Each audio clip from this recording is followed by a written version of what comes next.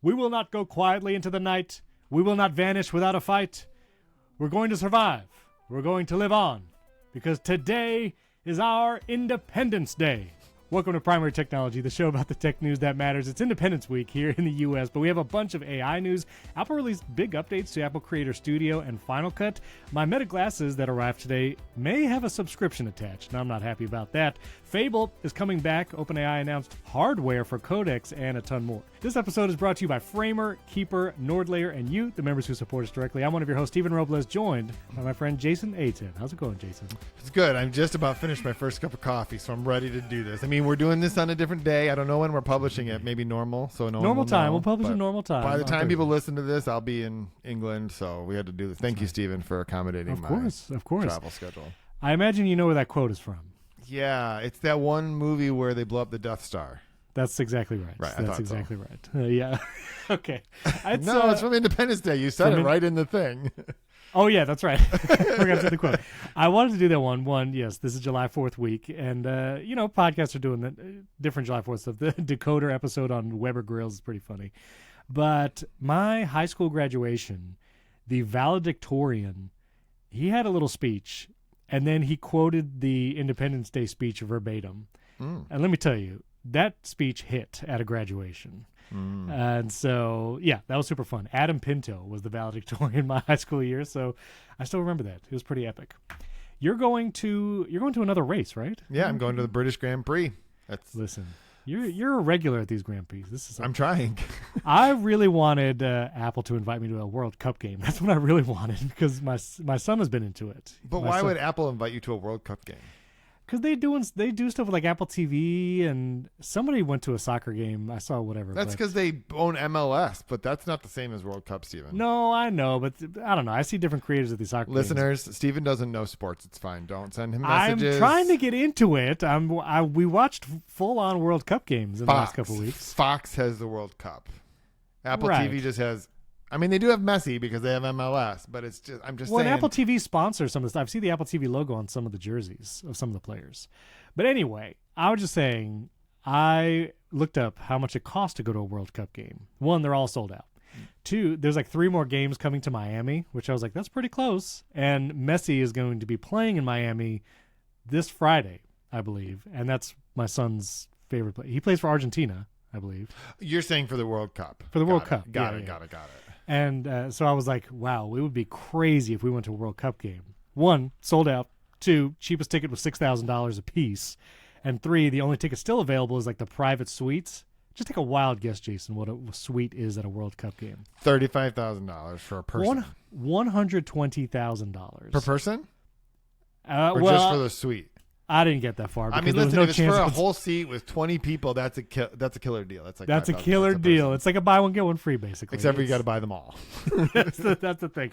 So anyway, yeah, no World Cup game out for us. But, I do have a media credential for Dallas's site, and there is a chance that the U.S. will, if they keep winning, they'll play in Dallas but they would have to beat France first and then play Spain there, or beat Spain first and play. Sorry that I can't remember the exact order, but if they beat Belgium, if they beat Bosnia and Herzegovina and then they beat Belgium, that next game would be in Dallas. Okay. And so I was like, should I think about going? I mean, it would once every 4 years, right? The World Cup, it only comes around. I mean, it'll be in Brazil next year, but for the women. Oh, okay, I got you. Which, just to be honest, at our house is the one that we actually care about. Oh, interesting. Yeah. Because they're so much better. Oh, okay. Well, anyway. The women have won 4. So I was wearing my U.S. soccer hat, and the U.S. national team and the women's U.S. national team have the same crest, except for that the women's crest has 4 stars on it, and the men's crest has 0 stars on it. Huh. Well, that's because the women have won 4 World Cups and the men have won 0. Gotcha. Okay, I understand. If you look at the U.S. men's leading scorers, do you know who the U.S. men's national team? You don't know who the U.S. men's national team leading scorer is of all time? Jason. Oh, wait. No, I have no idea. He's on every broadcast. Clint Dempsey, okay? I would have never guessed the name in 1,000 and Landon years. Donovan. They both have 57 goals, national team goals. They've scored more, obviously, for their club. Okay. Listen, I've learned more about football from my middle son just by osmosis, like Lionel Messi and Cristiano Ronaldo And every time I see pictures of them, I have to look up how old are these guys because I can't tell if they look younger than they are or older than they are. Sure, but I just want you to. So they both have tied for 57 goals. Okay, Yeah, that's why. that's pretty good. It's pretty good. Okay, Yeah. I just want you to guess what is the most goals for a women's national team player. If the men are 57, right? Like, sure, 83. add 101 to that, and you're correct. Abby Wambach has 184. That's right.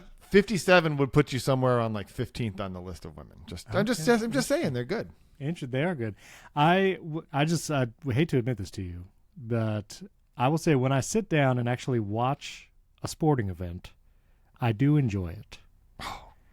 I do enjoy it. I've always enjoyed watching tennis, believe it or not. Like I used to watch tennis in high school because we had tennis courts at our like housing development or whatever, and I played tennis. And I watched like Pete Sampras and Andre Agassi play, and I really was into it. Like I enjoyed watching. Like you the saw US them Open. live? No, I watched on TV. Okay. Sorry. Although I was in New York at the time. Yeah, that's why I was like, close. there's a I was possibility. No. I was watching on TV, but I really enjoyed watching that. And I had never watched a football match front to back. But since my son's been watching it, we have YouTube TV. It's like, all right, well, let's watch the whole game. It's enjoyable to watch. Like it's a lot of drama, and anyway, it's good. Anyway, I will tie that to tech. The Apple Vision Pro immersive thing about Real Madrid, also very good. And we'll do that. Anyway, this is the most sports we ever talked about on this show. I don't even know what to do now because are we a sports show now? Just kidding. Are we SOTs? Sports on the side? Sports on the side. Nate would he would kill me if I did more sports with you than I did because he cares sports. Yes. And, all right, we have some 5-star review shout outs. Old Gaffer Javis in Canada had very nice words with our favorite tech podcast. Thank you for that. For Shazel from the USA, one of the few podcasts I listen to regularly. Thank you for that. And Apple GUI from the USA. This was an interesting suggestion. They said Apple should make their own RAM and storage to help with the RAM apocalypse that's going on right now. And I will point everyone to a recent Accidental Tech Podcast episode where they talked about that specifically. And I will link this Mastodon post where Joe Lyon kind of goes on to explain one of the reasons why Apple manufacturing its own RAM and storage might not be as conducive to these lower prices. One, it would take a long time to spin up, like 5 to 10 years. If Apple was building its own fab from scratch. Also, the machinery that's used to make these kinds of chips are very specialized. It would be difficult, if not impossible, to acquire. And also the training that has to go into the people making this equipment. So 5 to 10 years at maybe the earliest. And also whether it would be cost effective after all of that investment remains to be seen. So that's some of the reasons why, but I'll link this Mastodon. And in that Mastodon quote is also the ATP episode if you want to listen to that. But yeah, and also when the price comes back down, you do not want to be 4.5 years into a 5-year plan to build a fab and be like, it's not going to be worth it anymore. And you spent all of that money. I mean, it's just math, right? Like, yes, Apple could absolutely get the equipment because they have a lot of money and they could just throw some money at the problem. But the amount of money they'd have to throw at the problem makes it no longer a good solution for the problem they currently have. Exactly. We'll get into a couple pricing and follow-ups, too, because we recorded that very off the cuff last week because it happened after we recorded. But I want to shout out Ian in Australia. Our polar bear and medieval knight has made it all the way there. They didn't do an outside photo because it's actually winter there in Australia. Remember, it's different down there in the southern hemisphere. It's different down there. Listen, it took me a second. He was like, it's winter here. I was like, what? Oh, right. Southern hemisphere. But it's in Australia, and when it warms up, we'll get some more photos out there. I have some more pins to send out, too. So, listen, if you're going to Antarctica, it's the last continent left to conquer the medieval knight on the polar bear, so let us know.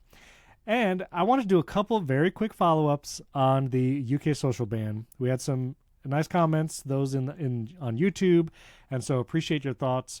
I want to follow up with this news, which was that Labor unveiled that the social media ban also has a clause that third parties providing age verification technology for the social media ban will also be compelled to provide information to the government.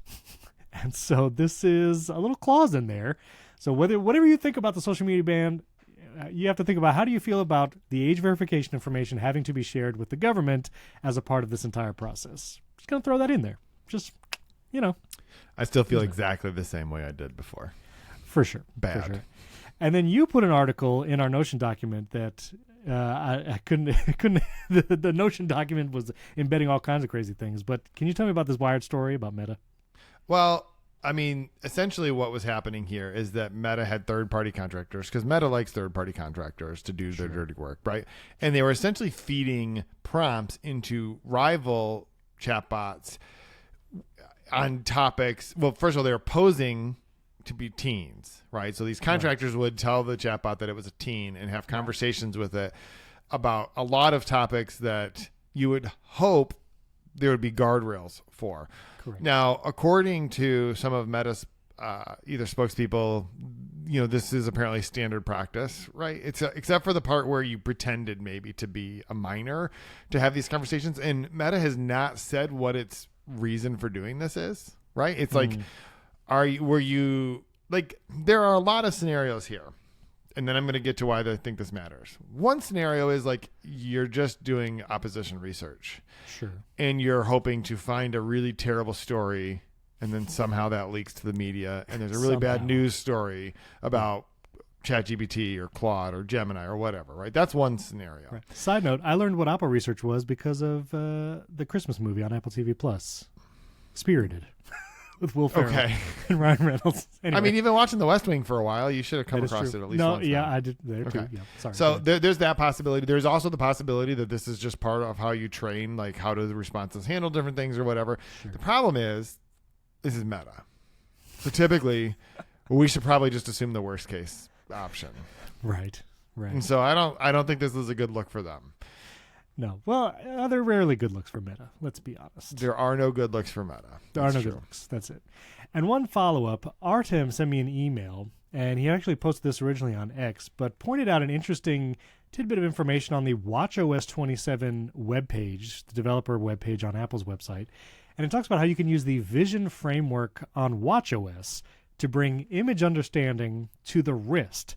Now, Apple is saying this is for smart cropping a photo, so the subject fills the display, or read a barcode from a saved document, which seems like a weird thing to do on Apple Watch. Yeah, none of these are things that you do on your Apple Watch, are they?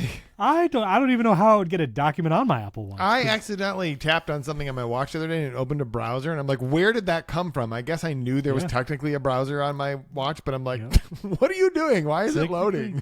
But his point was there are a lot of interesting APIs when it relates to image stuff and scanning, face and human recognition, even something like lens smudge detection.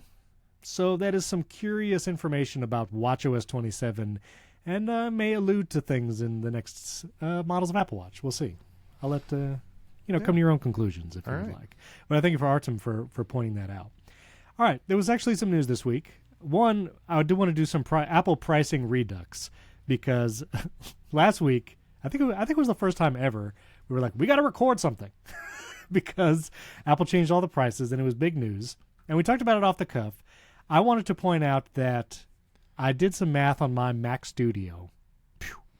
Let me tell you. You mean like about your Mac Studio? You don't mean like you use the calculator app? Just clarifying. No. Okay, just clarifying. My Mac Studio, which I bought a year ago, it's an M4 Max, 128 gigs of unified memory, 8 terabyte SSD. I went all the way.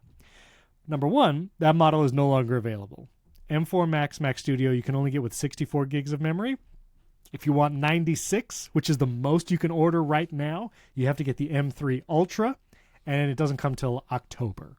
So you can't even get my model. But if you extrapolate the memory upgrade pricing from the M5 Max MacBook Pro from 64 to 128, which is like a $1,300 increase, my Mac Studio is $3,000 more expensive today than it was a year ago. And I didn't really need to update last year. I had an M1 Max Mac Studio, and it was good. But, man, I think foresaw the future, and it was wonderful. And I'm so glad I upgraded then. And David Sparks looks like the most clairvoyant Apple pundit ever, because he upgraded to an M5 Max MacBook Pro that was like maxed out. And he did that like 3 or 4 weeks ago, right before the pricing increased. And his computer would have been something like $2,800 more expensive if he had waited. And he was waiting for an M5 Max Mac Studio, hopefully. But he yeah, he timed that very well. And so I saw a lot of comments on our YouTube video and people on socials. They were like, I just bought a bunch of stuff on Amazon. People were like, I was going to buy myself a MacBook Air for my birthday next month, but it became an early birthday present because I could save $400 buying it on Amazon right now. So, yeah. And you wrote a couple pieces about this. Well, yeah. I mean, I just keep adding links to the thing. Yeah, I keep seeing them pop up in the Notion. You know? I know. We may have talked about the second one, but basically I wrote a piece because it occurred. People keep asking me this time of year, should I wait? What's coming? They think that we know, Steven. They think that we have a podcast, so we just already know what the specs are going to be of the iPhone 18. There was did you see that video of the supposed iPhone 18? I understand, but like I can't give anyone advice about that because I haven't actually seen them or used them or whatever. But it doesn't matter because every year the advice is the same. Unless you need a phone right now, it's probably a good idea to just wait till September if you can, because then you will at least be able to make a more informed decision. Right. Correct. And if you really like the iPhone 17, if you wait, it'll be on sale for $100 less, probably brand new in September. So like that's usually the advice I give people. Correct. This year, I'm like, you should just go buy one. In fact, you should buy two, maybe get one for everyone in your family and then put a couple in the drawer. Because investments. I don't think that there's ever been a better time to buy an iPhone. I don't think there will ever be a better time in the future because all of these phones are going to be, what do you think? $100, maybe $200 more expensive? So here's the thing we didn't make clear last week, I don't think. Several product categories did not raise in price, which is the iPhone, Apple Watch, AirPods. All of those prices are still the same from Apple. And a bunch of people were saying Apple's waiting for this fall to raise those prices on the Apple Watch and the iPhone. I will make a prediction here, and we will see if I'm right in a couple months. I think the base model iPhone will stay the same price. I don't think they want to make it any more expensive than $799. $799 for an iPhone 17 right now. To make that $900, close to $1,000, I don't think they want to do that. But the Pro models, probably $100 more expensive, maybe more. If they come out with the Fold this fall, $2,500 at least, maybe $3,000. That's what I'm saying. Vision Pro money is what you're saying. Vision Pro went up in price, which nobody cares. Which is insane. But percentage-wise, it was like the least increase of everything. Well, percentage-wise, yeah, but like... It's like a Mac Studio went up half of a Vision Pro. The Vision Pro itself went up just like a HomePod. But no one was scrambling to buy a Vision Pro on Amazon. Yeah, there is still a supply and demand thing at work here. You can only raise... Then again, if it's a product no one's buying, you can charge whatever the heck you want for it because it doesn't matter. It's just a number.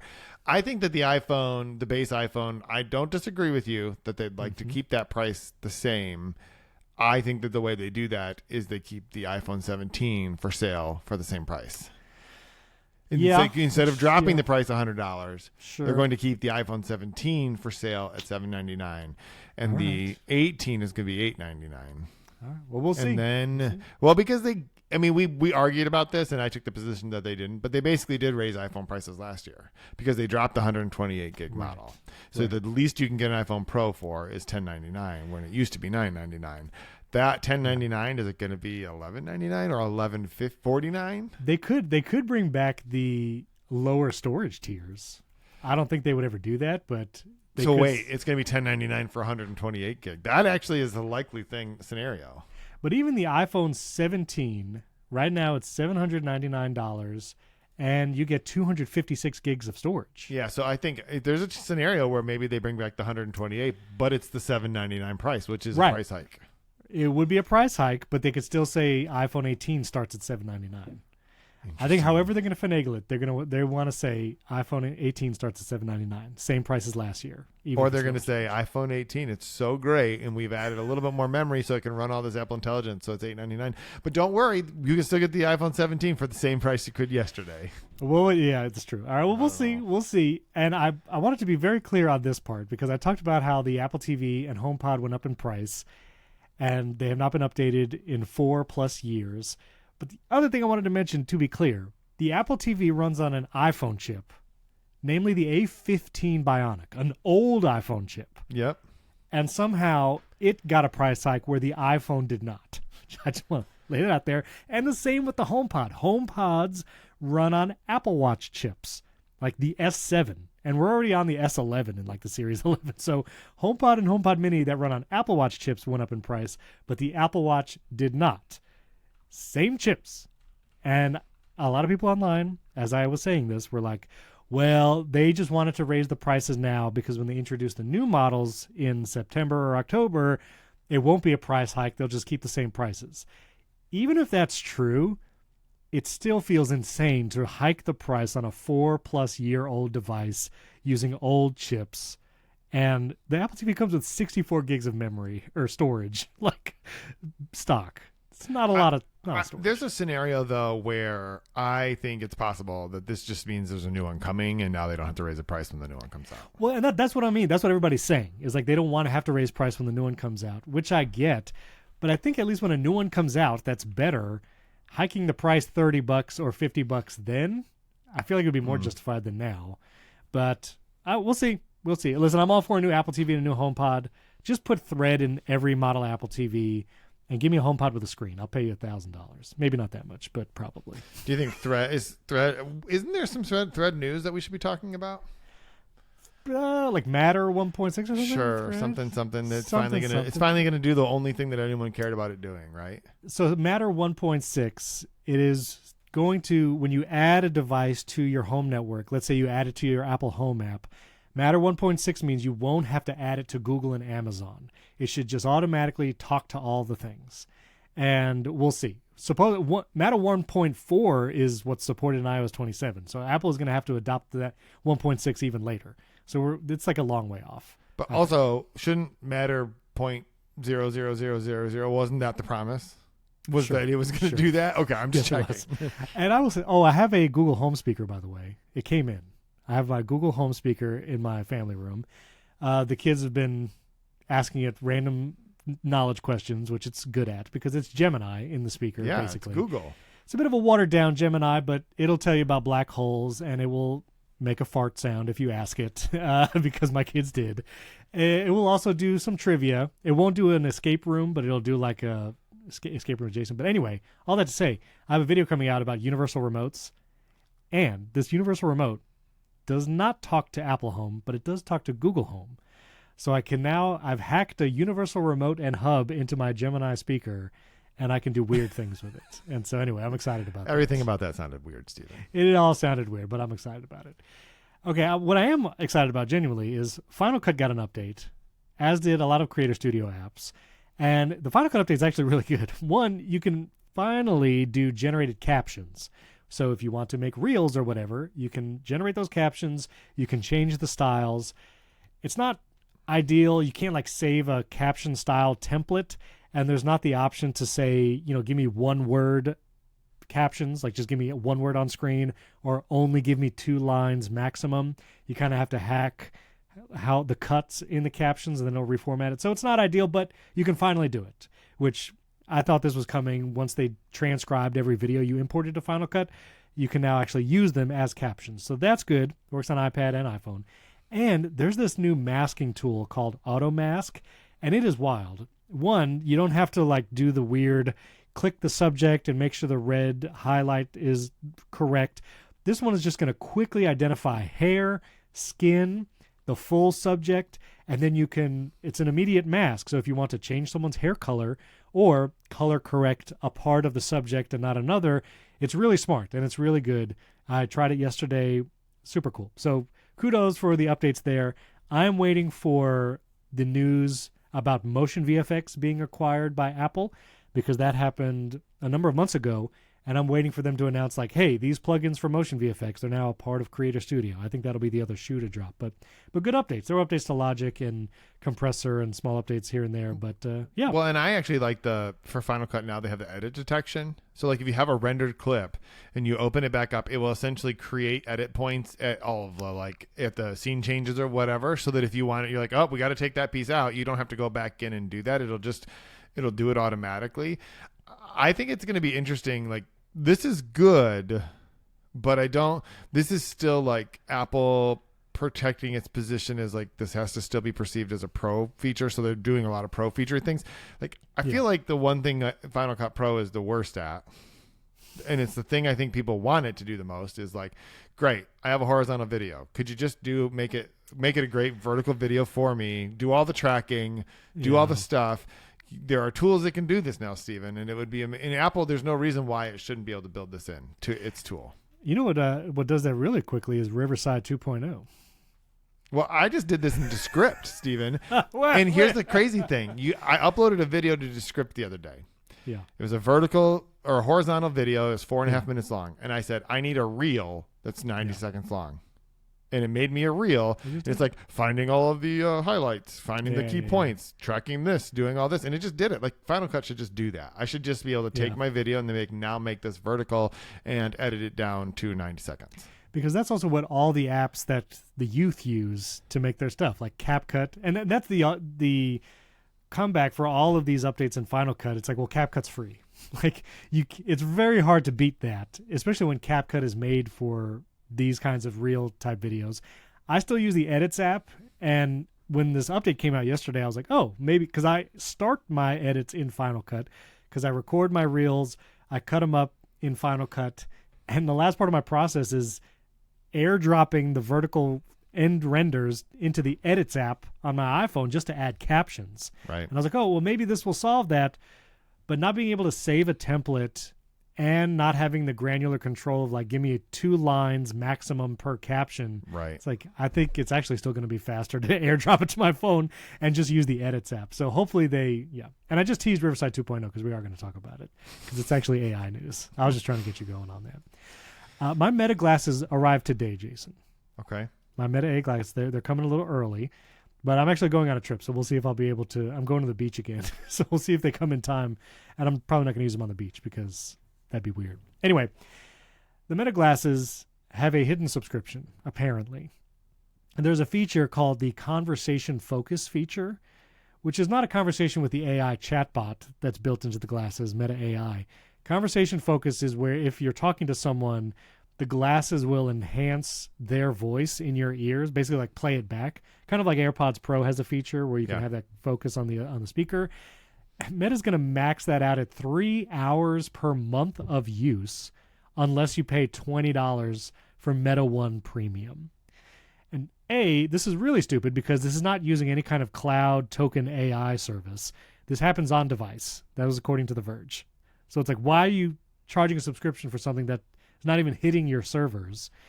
And B, for a feature like that, you would probably be used way more than 3 hours per month because if you're having conversations with people, like that's the main feature.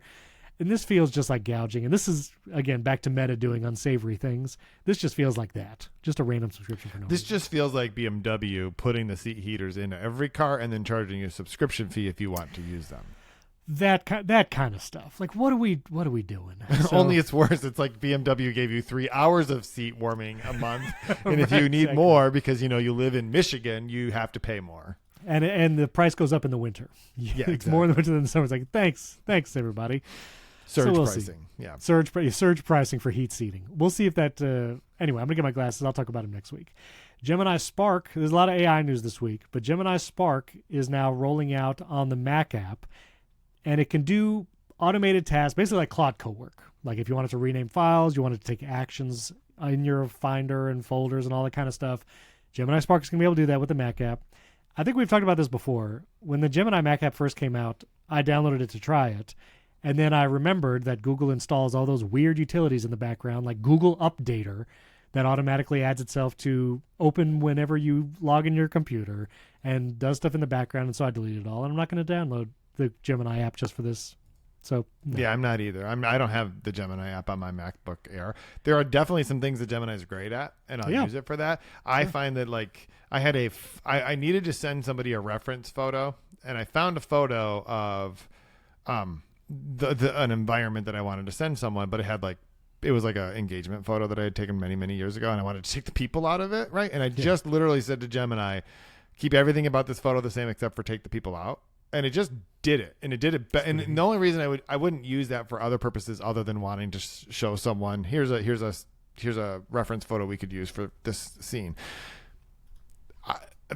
It's insane that it can do that, but that's not worth having that app on my computer because of all of the weird stuff Google wants to do. That's the thing. That's the thing. And so I'll use Gemini in the browser if I need to. For image stuff, I still find it to be the best. And they just released Nano Banana 2 Lite, which is their fastest image generation tool. They said it's really good. So I still will use it for that. I think I pay for Google AI Plus for $20 because I sometimes forget what subscriptions I'm paying for. Did you see, was it The Verge that just wrote the $20 a month AI subscription is not sustainable? I think there's somebody just wrote that article, and I'm like, yeah, I think that's about right, because every single one of these companies wants you to pay $20 a month for Meta Premium Pro Plus Max, for Gemini, for everything else. Yeah. And it's like, do you think there's going to be a point where, and then the reason is they all sort of keep leapfrogging each other in capability. Yeah. We need them to settle down, Stephen. They need to settle down, and I've been canceling subscriptions when I see them come up because, I tried BitFocus, which is an AI coding app, a third-party AI coding app. It integrates with your Apple App Store Connect, whatever. I tried it for a month a couple months ago, and I forgot there was a trial or whatever, and so I saw the charge come up on my Apple Card, and it was $20. BitFocus, I'm like, ah!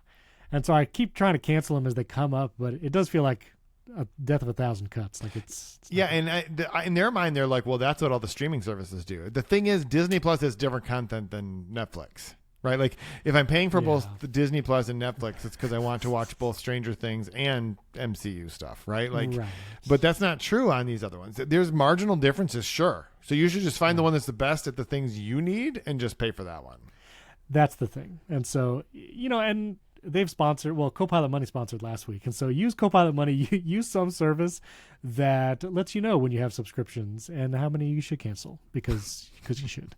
And one more thing before we take a break, because then we're going to get into Claude and Riverside 2.0 agents because Jason's got a mini rant, I think. But Jason told me about this in the pre-show right before we started recording. I did not believe that this existed. They sponsor, I think they've sponsored this show. And I think they have a couple times. They have a couple times. But 1Password has an MCP server. I'm just going to say it right here. I don't want to connect my password manager to AI. I don't want to do that.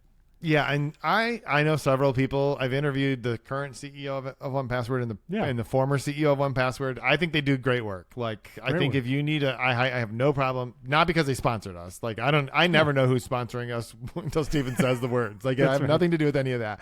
So this is not because they sponsored us. You can read the articles I've written interviewing them. I think that they do great work. I don't think you need a powerful command line tool to bring your 1Password stuff into the terminal. I don't understand what the benefit of that. I don't know. Maybe there is some stuff there that I just don't get. Maybe it's handling things in a way, but it does generally seem like I don't think I should send my 1Password data to Claude. That's the thing. I don't. I like Claude for a lot of things. Some things I say, don't look at that. Don't go in there. Listeners, if there's a good reason that Steven and I are completely missing, leave us a 5-star review and then nicely explain to us what we're missing. Please. Please do that. And this is a great segue because, listen, if you're looking for password managers, there are a bunch of them out there, and one of them we're sponsoring this episode right now, which is Keeper. Keeper is awesome. I've downloaded Keeper. It's a unique design, first of all, for a password app. It's opinionated in its fonts. It's a great little app.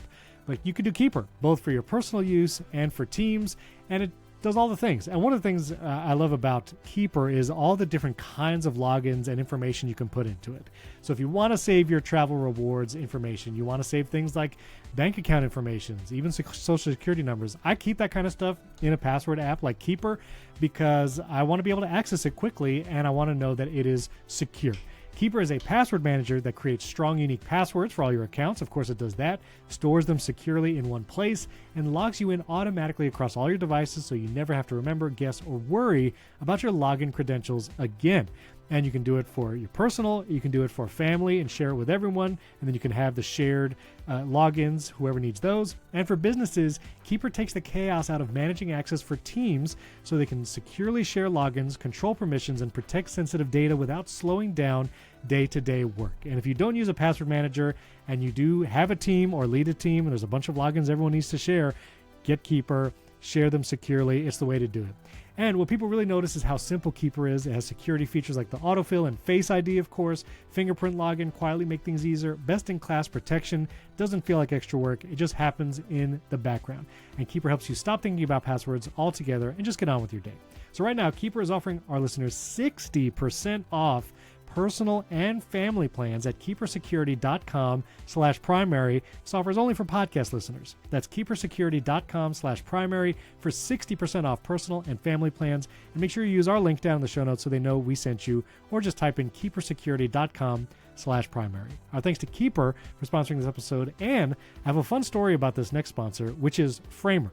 Framer is an incredible platform for building websites, but I actually saw a friend of the show, Parker Ortolani, actually talk about this on X. He worked on his website, and I saw in his post they revamped the website using the new Framer agent. And I was like, oh, wait a minute, I know Framer. And so I went to his website, and I'll put a link in the show notes to Parker's website. This page, his About page, beautiful. Love it. It looks great. Shows the places he's worked. Beautifully designed. Works great on all the devices, the screen sizes. And I was like, that was a Framer agent made this website. And I was like, that's all I need to know. This is an awesome service. So here's what you do. You got to try Framer.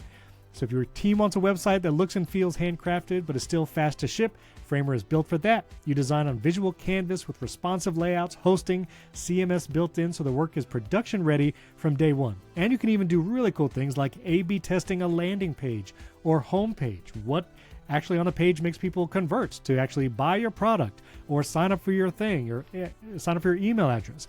And Framer is a complete website platform, not just a builder, so teams can launch and keep improving their sites in one place. Thousands of businesses, from early-stage startups to Fortune 500s, are using it to build their websites in Framer, where changes take minutes instead of days. And those agents, like Parker was talking about, agents in Framer work alongside teams to streamline collaboration on the same canvas, build custom code components, create and manage CMS content, optimize SEO settings, and ship everything all in one place. Framer is an enterprise-level solution powered by agents that provides premium hosting, enterprise-grade security, and 99.99% uptime SLAs. So learn how you can get more out of your site from a Framer specialist, or get started building for free today at framer.com/primary for 30% off a Framer Pro annual plan. That's framer.com/primary for 30% off. Framer.com/primary. Be like Parker. Make a great website. It's great for businesses and for individuals. Rules and restrictions apply. Framer.com/primary.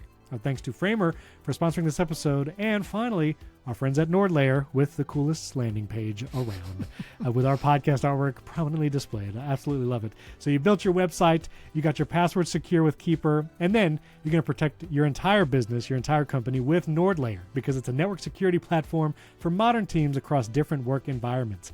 It enables secure access to company systems, centralized control over users, and a ton more. So yes, you protect company data as your team works remotely or across locations. You grant access based on identity, device, and context. Monitor user activity and device health all in one place. And you can replace those legacy VPNs and reduce infrastructure overhead. Plus, it blocks malware, phishing, risky domains, detects unusual activity across users and devices, and you can enforce security policies automatically. That's important in a team. People, sometimes they're a little slippery. You got to enforce all of that security. But you get high-speed performance, up to 1 gigabit per second, dedicated secure gateways for traffic routing, and site-to-site connectivity. So if you need to figure out how to connect multiple physical locations on your network, NordLayer can help with that. Users verified by SSO and MFA, access automatically revoked upon offboarding, so you don't have to worry about that, and a ton more. So here's what you do. You have an exclusive offer. Get up to 22% off NordLayer yearly plans, plus another 10% off on top of that with coupon code PrimaryTechnology10. Try it risk-free, 14-day money-back guarantee. Go to nordlayer.com/primarytechnology, 22% off, plus 10% more with coupon code PrimaryTechnology10 at nordlayer.com/primarytechnology. Our thanks to NordLayer for sponsoring this episode. I love the synergy. We got all, you protect your passwords, you build your website, you protect it. It's like that's all right there. It's built in. All right, before we get to Riverside 2.0, let's talk about Sonnet, because everybody just be releasing new models. I feel like, do you have model fatigue yet? Are you kind of like, I thought we got all the models? Are we good? Or do you get excited for these models? I feel like the one challenge of model fatigue. I kind of feel like we shouldn't be thinking so much about the models. Yeah, what I mean by that is macOS 26.6.4 has some new feature thing, but we don't throw a party right? It's like, No. okay, good. There's some new features, but it's still just macOS 26. Like that's what it is. And I feel like that should be like, okay, we went from Sonnet 4.8 to 5. It's like, I don't, but that's not even the good one. There's Opus 4.9, and the fact that 4.9 sits between the old Sonnet and the new Sonnet, like, I don't understand, Stephen. And then there's Fable. Yeah. Fable's a mythos. and it's coming back. Apparently. It's making a comeback. But anyways, Sonnet 5 is out there. You can use it in Claude right now. I did use it. I did it for a task. I've been keeping my Claude on Opus 4.8 just for everything. Every request, even when I'm asking how tall is Ryan Gosling, I have Opus think about it real hard. Like just Opus 4.8 everything. But I used Sonnet 5. I was doing my Cloudflare worker work yesterday, and I was like, let's see. And it is fast. It is much faster than Opus 4.8 because it's not a quote-unquote thinking model. And it still gave me the right answers. Like, it's good. You know, these models do really good work. And this is the thing that these companies can talk about the most, I guess, is like our new model. Like, that's what car companies like. Our new model of car for 2027 is all that. And it's that. It's more agentic, which is the code word that we're going to be talking about more in a moment. Everything's agentic. So yeah, there's Sonnet 5. And also the Department of Commerce has lifted export controls on Claude Fable 5 and Mythos 5. So yeah, all the fables and the mythos, I guess you'll be able to use them. And I'll finally be able to not have that pop up in the Claude app like Fable 5 is not available. It's like, stop telling me. I don't care. That's the passive aggressive part. Is Anthropic's main marketing message right now is we made something so good the big mean government won't let you have it. Yeah. And so then they're going to tell you about it all the time. It feels a little bit like a hype cycle of like, so good you can't have it. And it's like, but it's coming back. Don't worry. And now it's here. It's like, okay, I'm going to use Fable 5 to ask how tall is Ryan Gosling. And we'll see if it gives me a better answer. And it's going to charge you 16,000 tokens. That's and you're going to hit your rate limit by the time you ask the second question. That's it. Now, this next part, it's kind of like a meta AI discussion because we're using Riverside to record. I use Riverside to edit this show. I worked for Riverside for over 3 years, if you didn't know, if you're new. And Riverside had a big announcement yesterday. They announced Riverside 2.0. And they're announcing a bunch of features. I think some of these features are really great. Simple things like being able to post reels and schedule them directly in Riverside. So you can use Riverside to make shorts from your podcast or long recording, and then schedule them to post on social media, all directly in Riverside, basically taking the place of whatever else you might use, like Buffer or something. That's a very welcome feature. They're also adding a newsletter feature. And so if you want to be able to send a newsletter based on your content, it will do that. And Riverside CEO Nadav, in this X post with the video announcement, said AI videos are all slop. AI should be making you a content machine. And the argument here is we're not generating content from nothing. We're taking your recording, your content, and then making it into lots of different pieces of content. Like everything from a newsletter to a podcast to short clips to social media posts to everything. And they also even announced an MCP server, which I need to play with. I'm very curious what I can ask Claude to do in my Riverside account. Like, can I just say, hey, can you make a clip from that moment we talked about the World Cup, because it was the first time we ever talked about sports on this podcast? Will it be able to do something like that and just give me a reel with captions and pop it out? So I'm hopefully getting access very soon, and we'll be able to test that. But in the announcement video, they said the word agents a lot. AI agents, it's going to do all the things to your content. Now, I'm a little biased. I still have a soft spot for Riverside because I really love the people there. But Jason does not have a soft spot for anybody. So I don't even know where to go after that. That's not true. I just play that. That's just the character I play on television. Oh, okay. No, very good. Very good. No, I mean, okay. My main problem, just to be clear, isn't with a lot of the features. Sure. Because everything you just described sounds fantastic. And Riverside, for a beginning to end tool for podcasting is great. And it makes sense that if you're literally making the content, recording the content in Riverside to have the tools to do other stuff with it is great. Whenever I use Riverside for other podcasts that are not this one, I'm just using it as an audio recorder at a distance. right? And so I'm downloading the WAV files and I'm editing them using Ferrite, like on an iPad. It's great.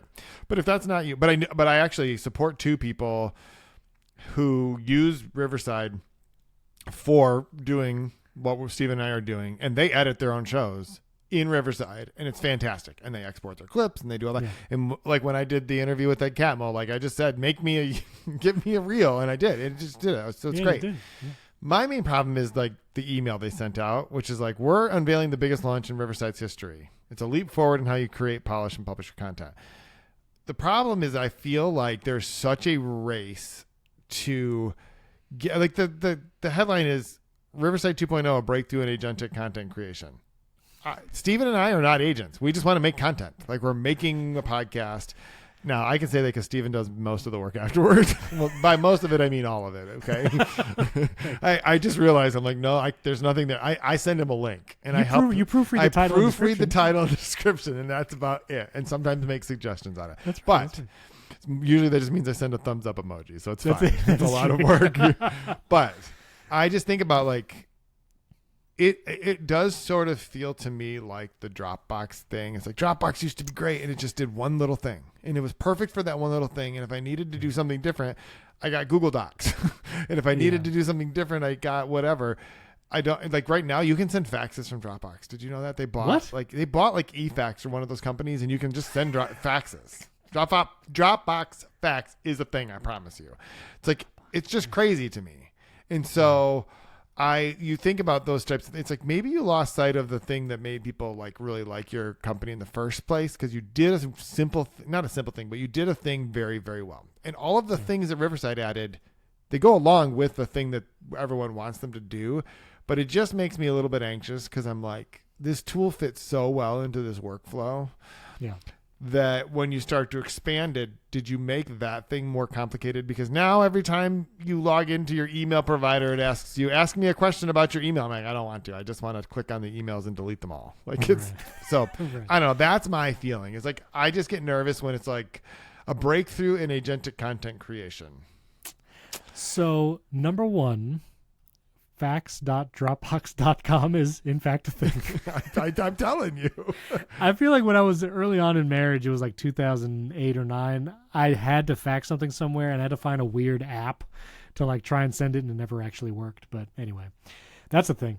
Number two, it does feel like, I don't think it just feels like it is, agentic and agents is the buzzword.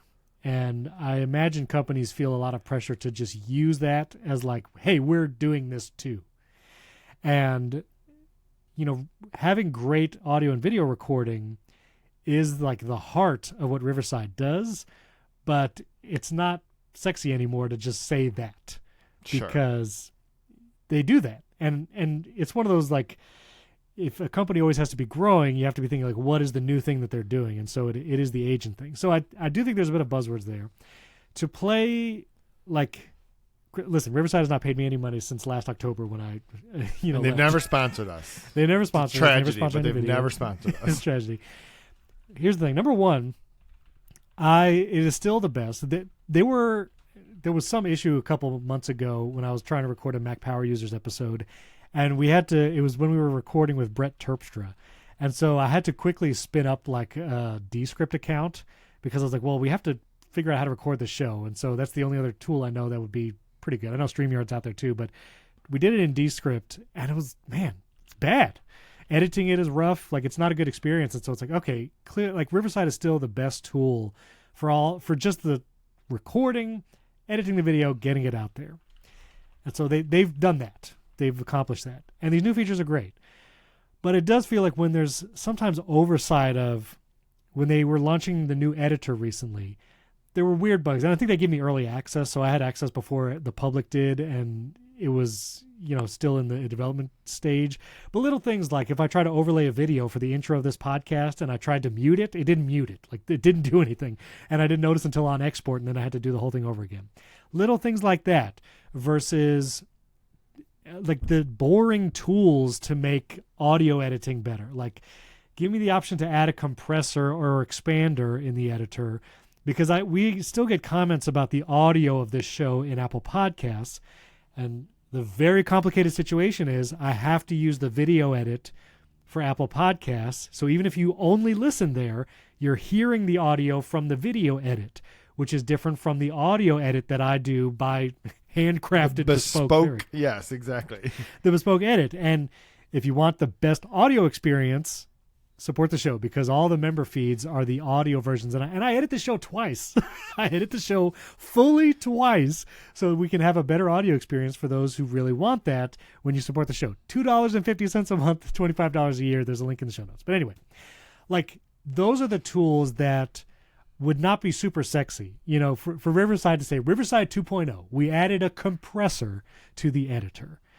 That's not super fun.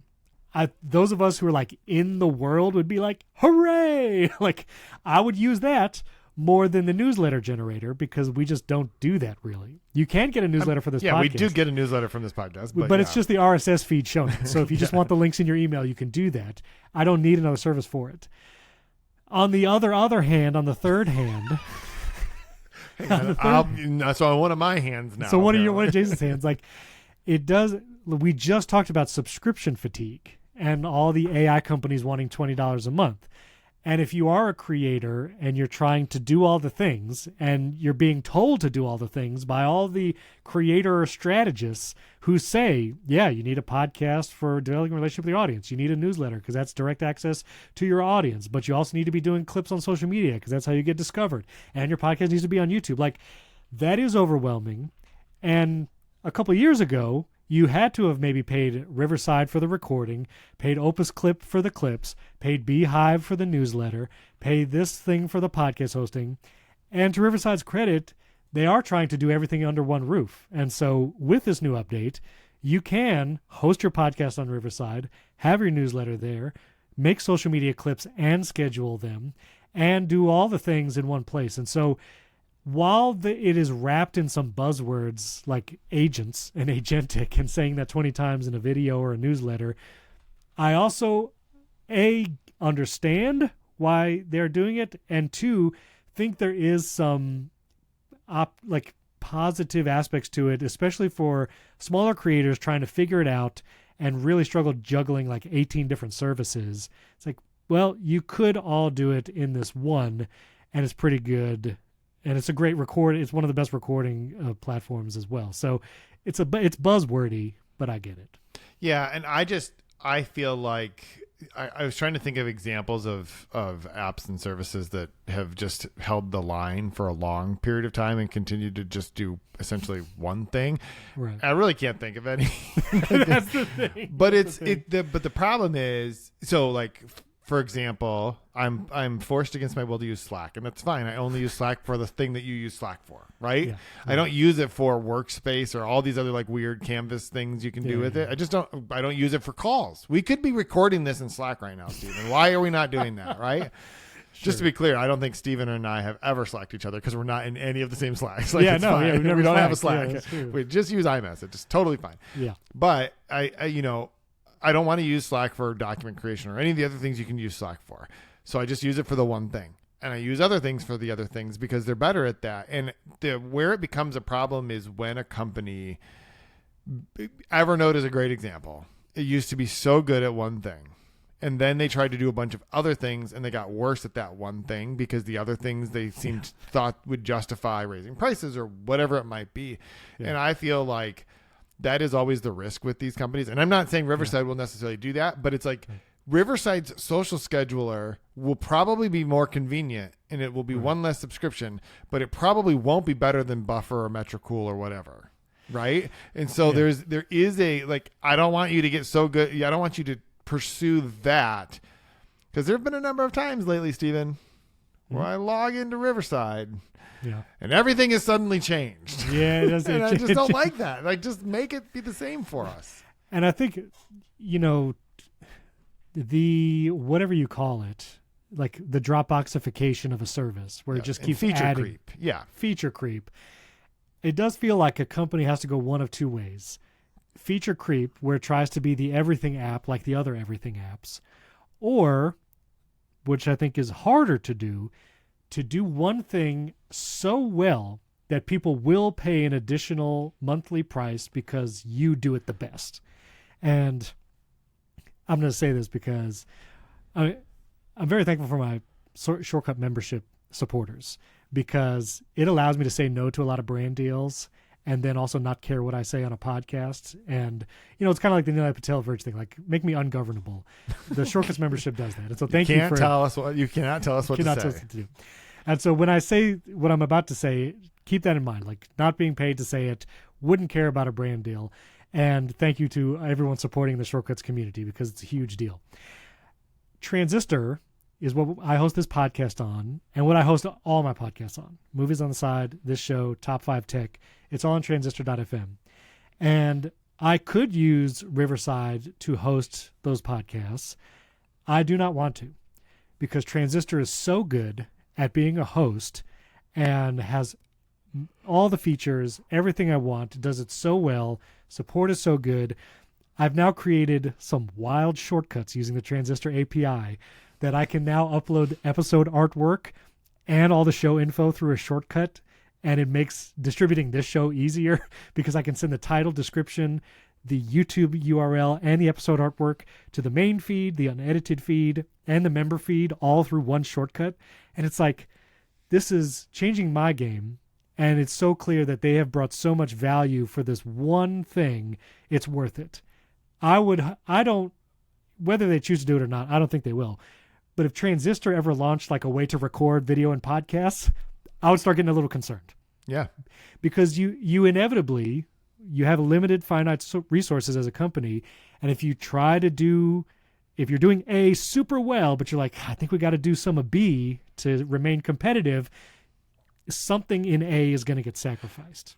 Well, and it is not to, that's a great example. It is not to be competitive. It is to grow. Right. Because what you're essentially saying is, what if we were able to sell all of the people who are paying us now an additional thing instead of finding new people? It's so much harder to find new people to pay you for the thing you're good at. It's way easier to raise prices $5 a month and introduce a bunch of features that the people who are already paying you don't care about. Right? And so that is actually a perfect example. We do not want that. But inside the company, it's like, well, how are we going to continue to grow? We see that line starting to do this. So what if we expand into a new feature that we could then charge people for? And you're right, that is a problem. And it occurred to me that all of the apps that I can think of, like Ulysses, Things, I'm looking at my doc right now. Like these are all apps that just do basically one thing, but also none of them are like SaaS internet services, right? Like Ulysses, they didn't expand into other stuff. They're just still my favorite writing app, and they're always going to be.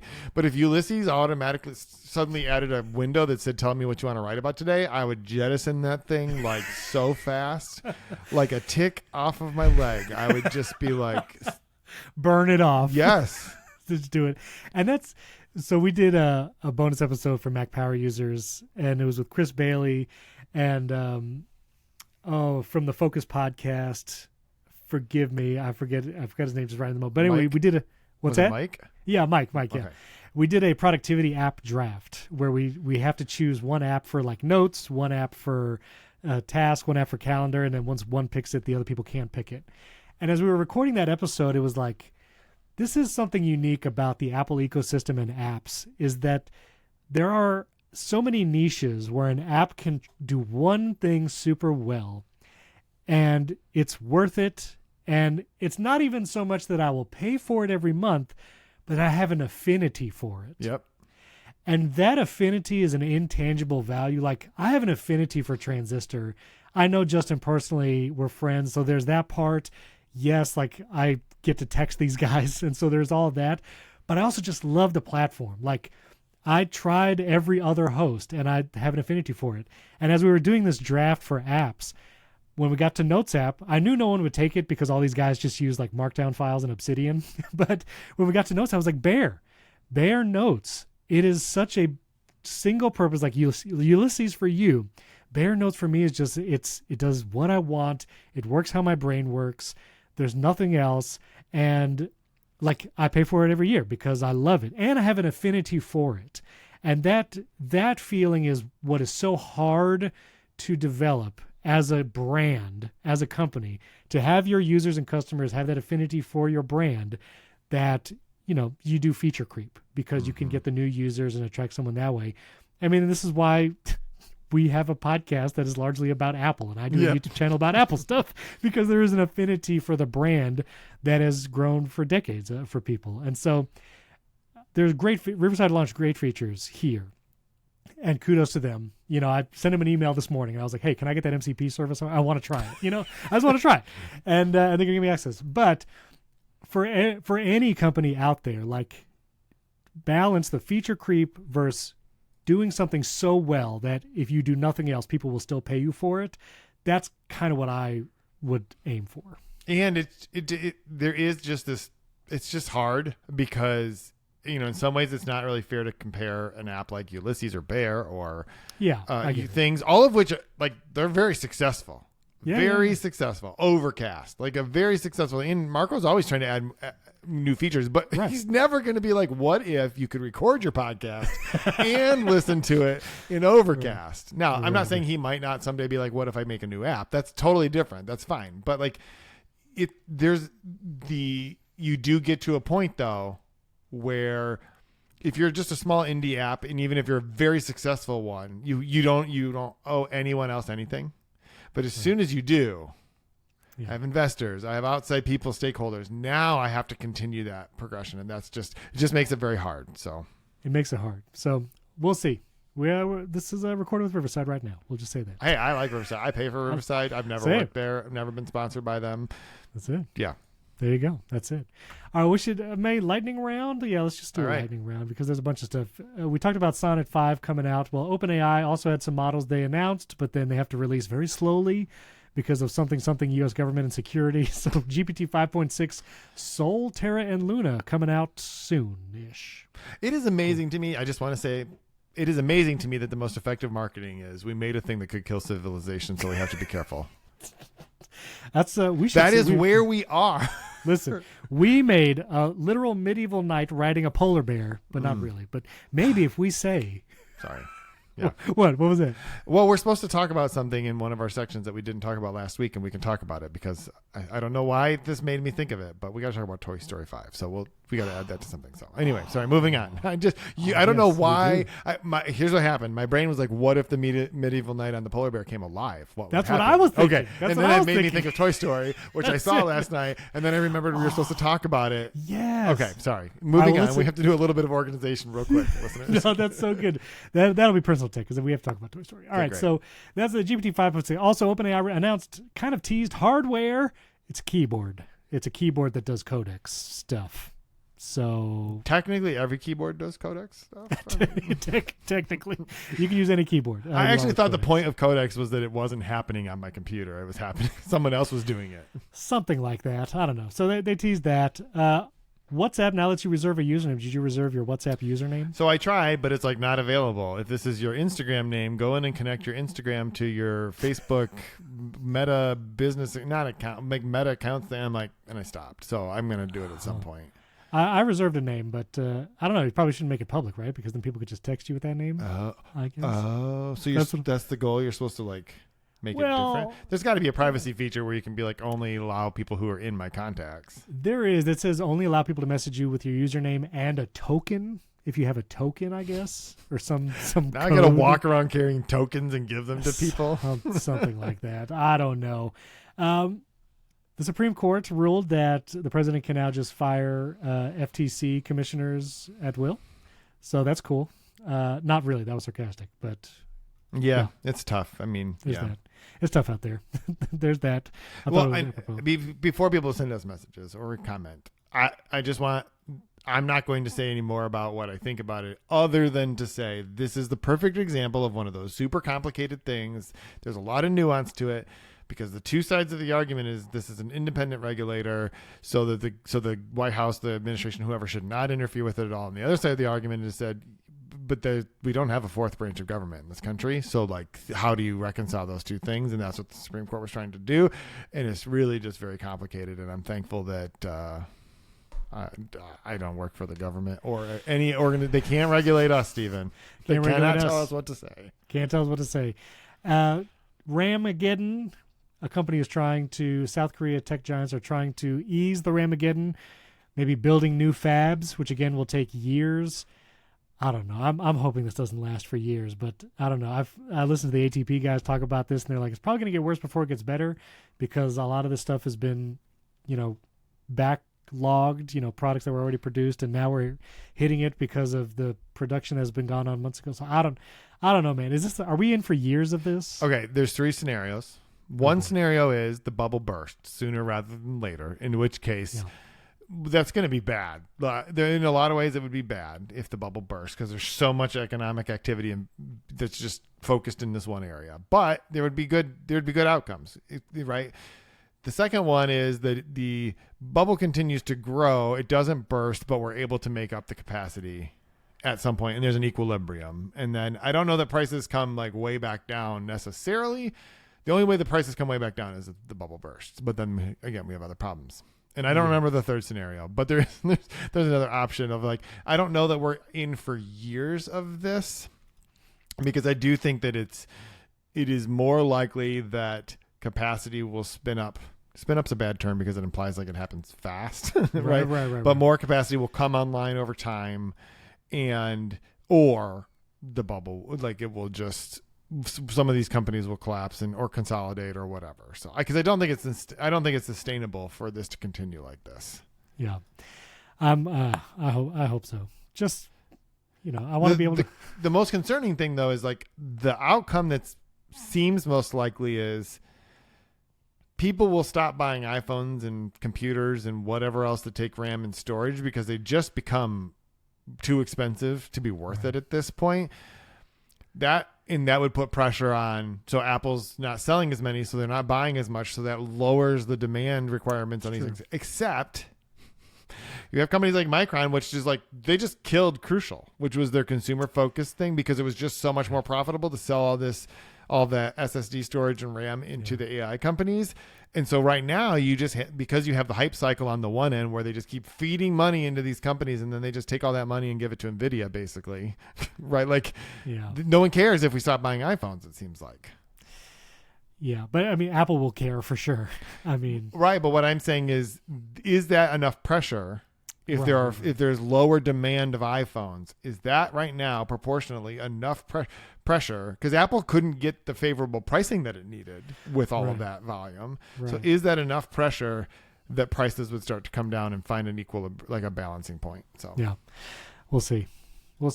One other Supreme Court thing.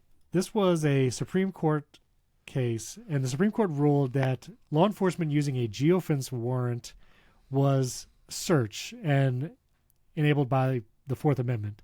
And so the story is, there was a robbery, I believe. He was convicted of a bank robbery in 2019.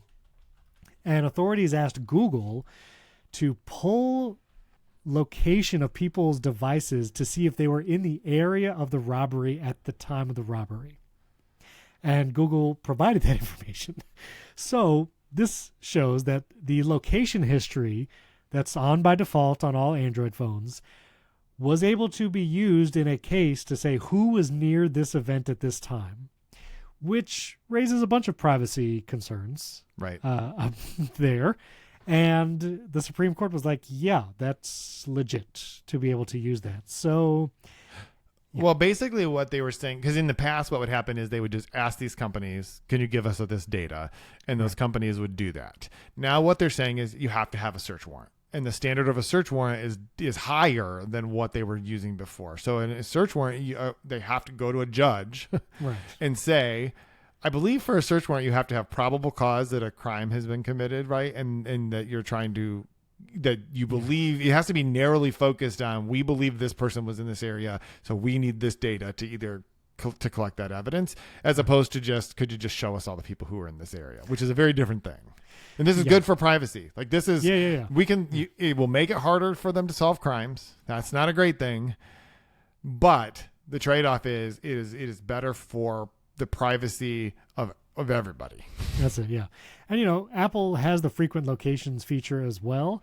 I don't think it's ever been like subpoenaed and used in a court case or whatever, but if you wanted to see I think it's, if you either download your iCloud data or do something, like you could see all the little pins of like your frequent locations that Apple has marked, and like it's there. I mean, that's why it knows when you get in your car, it'll tell you how far it is to work. You know what I mean? Like it's using those kinds of features. All right, and lastly, before we get to Toy Story 5, Apple is going to get a take 2 of its case against Epic Games. And so I think it was 2022, it was ruled that Apple had to allow for linking in apps to purchases outside the App Store. They allowed the links, but put a commission, a fee, on even though transactions that were done when someone went to an outside website link from an app. And if you remember, Judge Yvonne Gonzalez-Rogers was like, you're in contempt because you did not follow the law as I intended. And so Apple has had to make some concessions, but they're going to get a chance to go to the United States Supreme Court and hear their case about the linking and anti-steering rules. So we will see if Apple and Epic, if it goes backwards, will Apple get what it wants and be able to charge even for the linking out of apps or not? We will see. Well, and basically what happened is that Apple is appealing the contempt finding, right? And that contempt finding, if in the past it was like something, you have to go back and you have to find out like what the right commission amount should be. Because we don't think it should be 0, but it shouldn't be 30. And Apple was like, it should be 27 if we're going to link out. And the 3, and they're like, you didn't actually do the work. You're in contempt. So but essentially it's like, I believe that the judge said it was 0, like that I can't remember exactly what was happening. Apple ended up charging 12 to 27% for those link outs instead of 15 to 30%. Yeah. So okay, right. And so, but I believe that the judge's order said that they couldn't charge anything. Right. And that's what they were appealing. They're like, yeah, no. That's you told us we had to go and do our homework. Right. We didn't really do our homework, but this isn't the other outcome. Like if we had done our homework, we wouldn't have found that the answer is 0, right? You're probably right. It wouldn't have been 12 and 27. It probably would have been something else.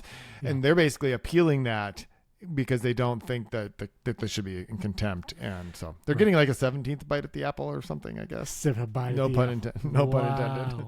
Wow. So anyway, yeah. So we'll see about that. All right. We'll talk about Toy Story 5. Because did you see it with your whole family? Yeah, actually. So we went with a group that had rented out an entire theater. Well, that's pretty sweet. Yeah. It was actually strange to be in a movie theater with like 120 people that you know. We've done that once. It's a very interesting experience. Yeah, it is interesting. It's fun-ish. And then you're like, oh, this is how these people are in movies?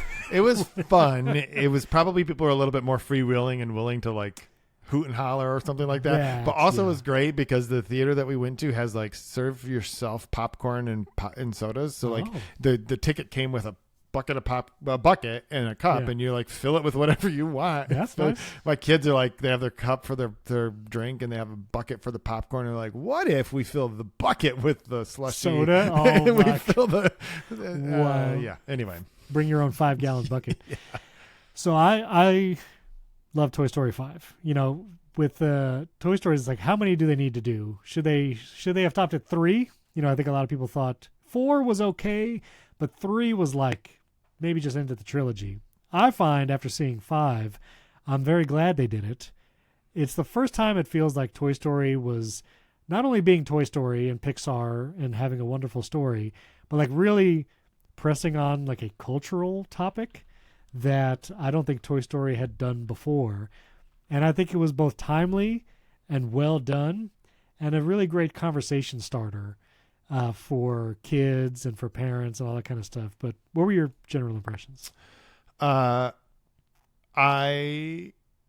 This actually felt like it was a Toy Story written by the Inside Out team. Sure. Yes. Pete Docter was the executive producer, by the way. Yeah, and Andrew Stanton, I think, was the director. Andrew Stanton was the director and writer, I believe. Yeah. And so, but I thought it was good. I had a hard time, not because of all of the buckets of popcorn around me, but because there's a couple of moments in this that this felt like it was actually like a 3-hour movie that they had to like, because of the amount of stuff they wanted to fit in. So like the moment where are we allowed to just do spoilers? This isn't. We're going to do spoilers if you haven't seen it. So, okay. Yeah. The moment where this spoiler will make no sense to anyone. Any of you haven't seen it, but she's under the tree and she finds the lunchbox. Yeah. And she makes all the connections. I'm like, that was just too easy. all of that connection point happened way too. Oh, you're struggling because you feel like you have no meaning because you've been discarded, and then suddenly you realize that your favorite kid named her daughter after you. Like that was just too convenient. I also cried at that point. That was just way too convenient, though. Sure. And then it made it seem like we should have gotten the payoff of we get to actually see that person again, and we didn't. I was hoping. Yeah, I was kind of hoping we would see that person. Emily, like I think it was her name. Yeah. Yeah, like riding on a horse, and you just kind of like comes through the. I don't even know how she's just like standing at the stop sign, or when the little kids run across the street. Did you notice, by the way, when the two little kids run across the street at the end, they stop and look both ways? Did you notice that? No, I didn't notice they that stop part. No. And they pause and then they run. I was just happy they crossed the street because earlier in the movie they made fun of her. Sure, but they came across the street and I think they stopped and looked. I'm like, those are well-trained children. That's nice. They did. Anyway, I think that there was so many things that it touched on. It touched on the culture of eliminating friction online and what people will do in group chats that they would never do in person. Yes. Yeah, my 12-year-old did not want to go to see this movie, and now I understand why. Because he didn't want us to have. I think he knew what it was about. He's like, I don't want you to see this, parents. So, the whole premise of the movie is LilyPad, which is like an iPad-style device, is given to, what's the girl's name? I forget. There's Blaze and Bonnie. Bonnie. So it's given to Bonnie, who, got all of Andy's toys. I think it was at the end of Toy Story 3. And so she gets a tablet and turns all her attention to the tablet and ignores the toys. And at the beginning of the movie, there's multiple scenes where the toys are like, the age of toys is over. Like, it's the age of devices now. Well, and she's like the last kid on Earth who plays with toys, except for the one other kid. That's the thing. Last kid, exactly. And so there's the struggle of the tablet versus the actual toys and imaginative play. And it's, you could say that is on the nose. But I think the movie hits a couple ideas that are poignant. One, when the movie ends, the device doesn't disappear or get thrown in the trash. There is a recognition of like, no, devices are here, and they do have their uses.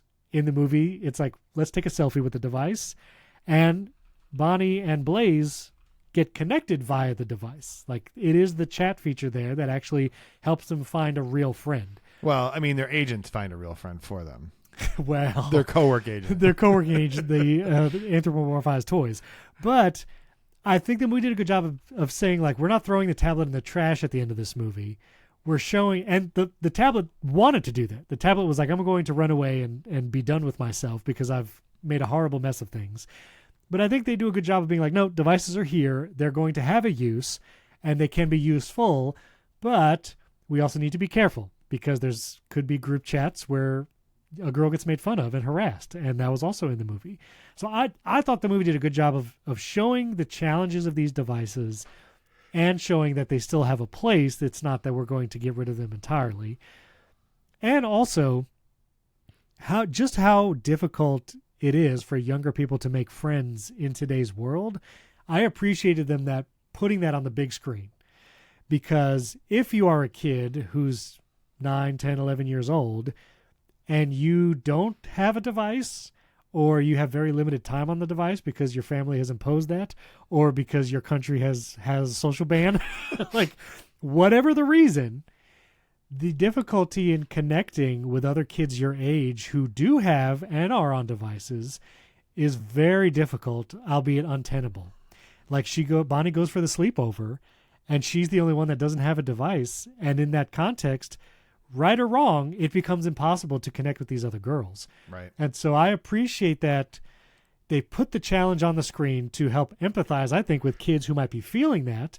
And then also for parents to understand it is difficult for a kid to connect with other kids in today's world if they're not in the technology space. And so I appreciated that. All those messages, it's just saying the quiet part out loud. And I think hopefully validating the challenges that kids feel and validating the challenge that the adults feel. And I will say there was a scene early in the movie where it kind of pans across the neighborhood at night, and you see in all the windows of the houses, and every person just has a glow on their face from the device they're on, both kids and adults. And I think, that's something to keep in mind. I feel like that scene had a little bit of a WALL-E feel to it. A little bit of a WALL-E feel, which, you could say that Pixar's been doing this since the WALL-E days. Like, yes. That was exactly that. That was, I guess, ahead of its time. Toy Story 5 is WALL-E meets Inside Out. That's right. That's right. Like, and it was doing a lot, the movie. I did love Conan O'Brien as the voice of the the device thing. He was pretty funny. But anyway, I identified with it a lot because I know my kids have that struggle. Like they have devices, but there are also friends that use devices more than them and vice versa. They might use devices more than some of their other friends. And that is an added challenge to friendship in today's culture for kids that I don't think existed like in the 90s when we were kids. Like how much you use your telephone at home, I don't think was a barrier to making friends. Yeah. And I don't know if there was a similar barrier back then. I do want to say for our listeners, I did really like the movie. I really did, and I like the message. I sometimes get a little hung up on the idea that like the toilet paper toy can send emails. That was that was the biggest plot hole. And then it got a really good signal because of all the Buzz Lightyears were self-contained hotspots. I'm like, hang on, wait a second. No one's paying that subscription for the hotspots. Trying, especially, and literally no one is paying those subscriptions right now because these toys just fell off of a boat or out of an airplane, literally. Exactly. And so I was like, hang on, this is just a little bit too convenient for some of this. But anyway, I thought it was very good. There actually was a lot of agent stuff happening. It's like, I got to play this game for her so she can get enough points to do the thing. It's like, so there was a lot of layers of stuff that's going on. I do think my only piece is I felt like it had so much of the message to say that it had to get to some of the points a little too conveniently in order to continue to make it. Like, I do think that was my biggest thing. It's like, you just got discarded, right? And suddenly, like within the next scene, you found the thing that made you feel like you had value. It's like, okay. I could say it happened kind of fast too, and out of the blue, and it felt a little like there's too many storylines. It's like we need to make this piece fit in order for the other parts to fit. So let's do it this way. But nobody sat back and watched it and goes, well, hang on, that just felt too convenient. Yeah. But overall, I mean, I appreciated that it exists. Yep. And it said the things it said. Highly recommend. And I mean, I cried probably 20 times during this movie. Really? But, yes. What do you mean, really? I cried 0 times. But have you ever cried at a movie? Wow. I'm being real. Father of the Bride? Are you kidding me? Come on. Yes, I've cried at movies. Okay, Interstellar? okay. No, I don't think I cried during Interstellar. I cried during Interstellar. I don't think I cried during Interstellar. When he's like, that scene is so good. When he's crying because his daughter is like 30-something years old. Oh, now. Maybe I did actually cry during Interstellar because it's like the idea of missing out on all of that. Like, actually, that's a devastating movie.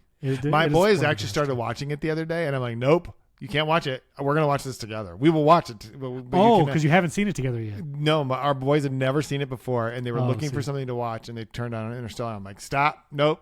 You can definitely watch this. This is an experience that we are all going to have together. I'm glad you did that 100% because I've forced my kids to watch it multiple times. The first time, my 2 younger kids weren't old enough to really get everything that was happening. And then we wanted to watch it again recently, like a few months ago. And my middle son was like, "Oh, this might be my favorite movie." Like, I totally get I feel like it is one of the entries in the canon of movies that people should see. And so it's like we're going to have to see this one together. That's it. Last thing I'll say about Toy Story 5. I think this should be the last one they make. I don't think there should be a Toy Story 6. I'll say that. But when the Buzz Lightyears have the drone propellers in their backs, right? It's ridiculous and hilarious. But when they're carrying like old Woody and Buzz, and he sees that like Buzz actually flies, like the new version of Buzz can really fly, call back to the very first Toy Story, I cried again. Okay. Because, it's like, Buzz, you're really flying. We're flying in style. That was the other part that was a little bit too convenient, is that the little lily pad thing is able to do an upgrade on all of them, and suddenly they have wings with drone. Yeah, sure. It was still great.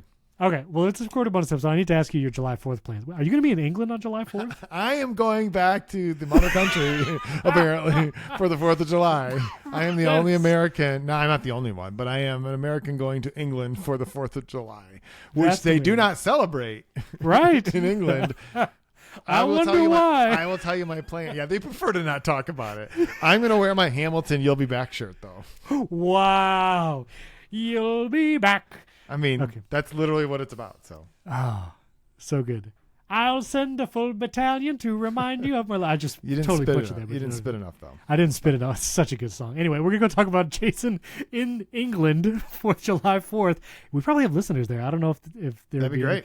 You should do a meetup or something. I tried to do a meetup. I'll tell you about it offline. It didn't work. Okay, we're going to go record a bonus episode. I got to hear about this. You can hear the bonus episode, get the best audio experience, get the chapters, the chapter artwork, our unedited feed, which we have like a 30-minute pre-show today, and then we do every week. You can get Primary Tech Daily. You get all the things. Just support the show. We appreciate all of you who do that. You can click the link in the show notes, $2.50 a month, $25 a year. And if you haven't, we'd really appreciate a 5-star rating and review in Apple Podcasts. Let us know, I don't know, what agent you actually like, or let us know, Pixar movie. Tell us your favorite Pixar movie, and if Toy Story 5 changes your ranking for like the top 3. I don't know if it changes my top 3. It does not change my ranking. Does It not doesn't change- even change my ranking of, well, no. I was going to say, I don't think it's even my favorite Toy Story movie, but that's okay. Yeah, I don't know about that. But anyway, this It's has been a movies on the side where we talk about love movies. it. You need to come back. I haven't and been back on movies on the side in years, so this is nice. Well, that only means 3 episodes. So That's true. So- I haven't even missed a handful yet. that is true. So anyway, you can also listen to movies on the side. Jason will be back on one day. And yeah, we're going to go record a bonus episode. Thanks for listening. Thanks for watching. We'll catch you next time.